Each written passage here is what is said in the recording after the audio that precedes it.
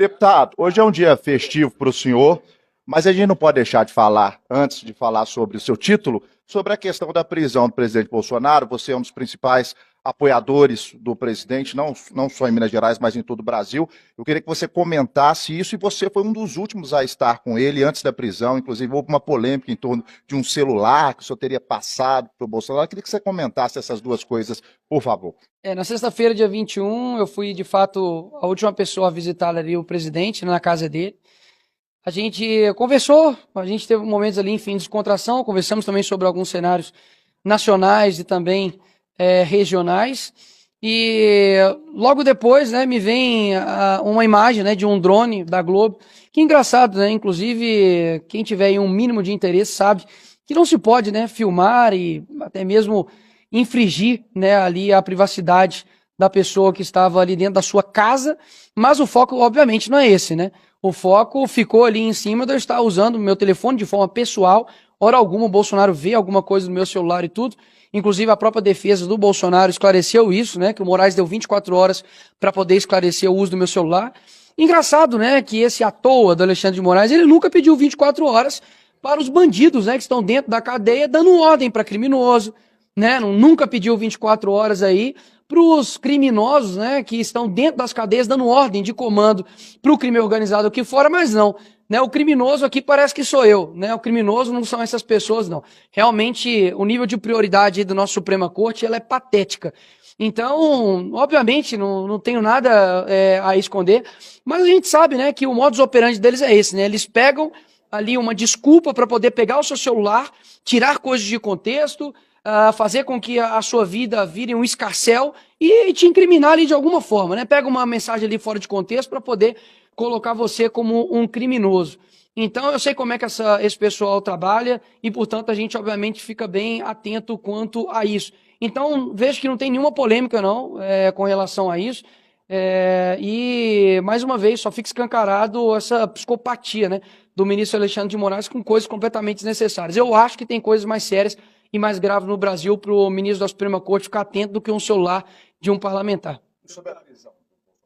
Olha, eu estive com ele falou que no dia anterior estava muito ruim de soluço, a questão de saúde dele está muito prejudicada, principalmente, né, pelo fato dele ter tomado uma facada quando ele era candidato à presidência da República por um ex-filiado ao PSOL e enfrenta todas as dificuldades, portanto, devido a este episódio. Agora, recentemente, um dos seus filhos disse também que a situação tem se agravado. E como eu disse anteriormente, para mim é uma coisa muito clara, é uma perseguição política e agora se torna pessoal. Afinal de contas, a prisão pelo o quê? Uma tentativa de um golpe. Gente, pelo amor de Deus, que tentativa de golpe que tem um cara vendendo algodão doce no meio do golpe? Sabe, que tentativa de golpe é esse que não tem uma mensagem das 3.000 pessoas que estão ali com o Bolsonaro? Não tem uma ordem, vão lá e façam isso. Então, assim, eu acho que as pessoas estão cansadas disso. Elas estão percebendo que, sim, de fato, ele é um concorrente muito forte na corrida eleitoral ano que vem. E tudo isso é para poder tirá-lo da corrida eleitoral. E não somente dele especificamente, mas também de tirar o envolvimento dele com os outros candidatos a outros cargos ano que vem. Ano que vem tem candidato a deputado federal, a estadual, a governador, a senador. E as movimentações na rua, principalmente, com o Bolsonaro é outra história. O cara fazendo um vídeo ali ao lado dele. Então tá muito claro que para mim isso não passa de um medo dos caras de terem o Bolsonaro aí concorrendo à presidência da República ou apoiando outros candidatos em outros cargos. Sobre essas movimentações, deputado, o senhor falou na semana passada na visita ao Bolsonaro que o cenário estava indefinido justamente por não se ter um candidato à presidência e também se impactaria a definição aqui no Estado. Como é que vai ser essa negociação agora da definição desse candidato à presidência que vai herdar esses votos do Bolsonaro? E aqui no Estado também, como que isso vai refletir, né? Como é que o PL vai caminhar, vai seguir mesmo nessa tratativa com o Matheus Simões? Então, enquanto eu estava lá na casa ainda do presidente, ele disse claramente, isso não é nenhum segredo, porque o Flávio também publicizou isso, de que o porta-voz do presidente agora é o Flávio Bolsonaro, juntamente ali com a Michelle, né, que é a sua esposa. Então, acho que todas as definições, tanto nacionais quanto regionais, vai passar, obviamente, por ele. A gente já está conversando, passando a realidade, por exemplo, do nosso próprio Estado. De fato, o presidente Bolsonaro deixou ali em conversa privada comigo, eu vi que saiu algumas matérias, algumas notícias de o nome ser mais viável do Domingos Sávio do PL para o Senado aqui de Minas Gerais. E a gente sabe que agora é momento de ter uma unidade, de ter uma união não obviamente ultrapassando e ignorando a nossa essência, porque a gente não quer se unir também com quem não vale a pena, mas de ter uma união para poder derrotar o PT, seja aqui em Minas Gerais, seja também no âmbito nacional. Então as definições agora ficam a cargo do Flávio Bolsonaro para poder a gente ter essas próximas definições. Deputado, o seu futuro também fica nesse meio, deputado? O senhor pretende concorrer ao governo de Minas na reeleição? Não, meu futuro não fica nesse meio, porque de fato eu já tomei uma decisão, que eu vou falar aí para posteriori, mas a minha decisão foi, digamos assim, um pouco mais fácil para poder ter essas definições aí no ano que vem. A gente sabe que a política, a gente não pode ter, tem que ter sangue frio, tem que ter paciência.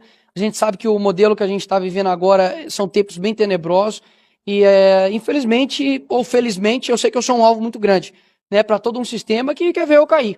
Então, as decisões que a gente tomou foi uma decisão mais da minha parte do que as outras demais. O presidente Bolsonaro, inclusive, falou, olha, gostei muito da sua decisão, uma decisão humilde, e acredito que em breve a gente vai publicizar essa decisão aí para todos. O senhor fez um pronunciamento essa semana na Câmara que, infelizmente, o Brasil merece o Lula. Um pronunciamento que o senhor fez.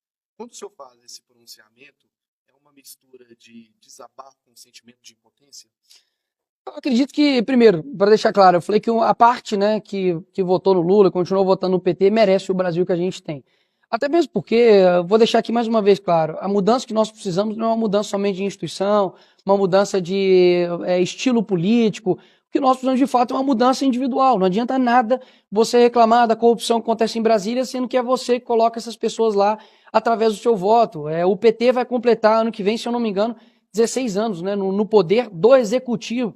Você pega, infelizmente, os estados ali do Norte e Nordeste, que durante muito tempo você tem ali pessoas de esquerda no comando ali do Poder Executivo e que, infelizmente, ocupam os piores lugares de IDH, de segurança pública, de criminalidade. Você pega a Bahia, né? Se eu não me engano, das 10 cidades mais violentas do Brasil, 7 estão ali na Bahia, ou seja, estão tomando a mesma decisão esperando um resultado diferente. Então, quando eu digo que merece, é no sentido de que nada mais é o reflexo da decisão deles mesmo. Eu nunca votei no PT. Eu nunca votei no Lula. Então, quem que ignorou todo o lastro de corrupção do governo do PT para colocar ele de novo porque não queria o Bolsonaro, que tinha nojo dele, porque ele falava palavrão, ou por qualquer outro motivo? Então, é nesse sentido que eu falo. Eu não tenho dúvidas que pode ser uma fala pesada, mas que muita gente concorda. Porque, caso contrário, você dá um voto e essa pessoa se elege. E vamos lá, vamos colocar os pingos nos is aqui. Quanto que o Lula tem gastado para a segurança pública do nosso país? O que ele mobilizou para poder ajudar nas operações do Rio de Janeiro? Pelo contrário, tirou o corpo dele fora. O quanto que a Janja, juntamente com o Lula, tem gastado em viagens internacionais e estadia em todos os outros países? Qual é a responsabilidade que esse governo está tendo com seus impostos? Eu não sei se vocês sabem, mas nós estamos atingindo recorde após recorde de arrecadação. Ou seja, isso é imposto seu de trabalho duro que você paga para o Estado não te dar esse retorno. Então, sim, para mim, sim. O povo brasileiro, quem votou, né, na esquerda aí, merece o governo que tem. Deputado, vai ter manifestação de apoio ao Bolsonaro? Olha, Tinha convocado no dia 20. todas as ações que acontecer tem que partir, eu acredito, da própria família. O Flávio Bolsonaro chamou uma vigília, repito, uma vigília, e nas 17 páginas de decisão do Alexandre de Moraes, inclusive eu faço aqui essa mensagem destinada aos líderes religiosos do Brasil, ele coloca expressamente que as manifestações são manifestações criminosas.